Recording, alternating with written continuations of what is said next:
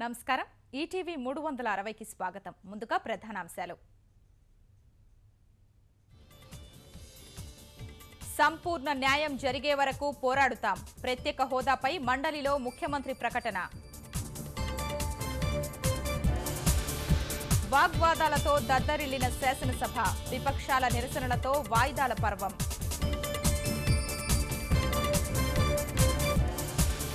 వైకాపాపై అచ్చెన్నాయుడు ఘాటు వ్యాఖ్యలు ముఖ్యమంత్రిపై జగన్ విమర్శనాస్త్రాలు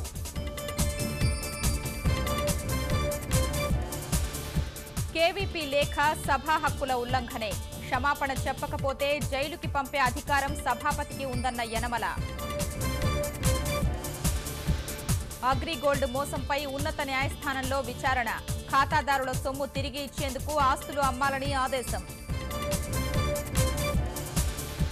నాగార్జున విశ్వవిద్యాలయంలో కలకలం వేధిస్తున్నారంటూ విద్యార్థిని ఫిర్యాదు తక్షణ చర్యలు ఈ ఏడాది హుస్సేన్ సాగర్లోనే వినాయక నిమజ్జనాలు కాలుష్య రహిత చర్యలు తీసుకోవాలని ఉన్నత న్యాయస్థానం ఆదేశం అంతర్జాతీయ విపణుల్లో సానుకూల పరిస్థితులు స్టాక్ మార్కెట్లో ఉత్సాహం లాభాల్లో సెన్సెక్స్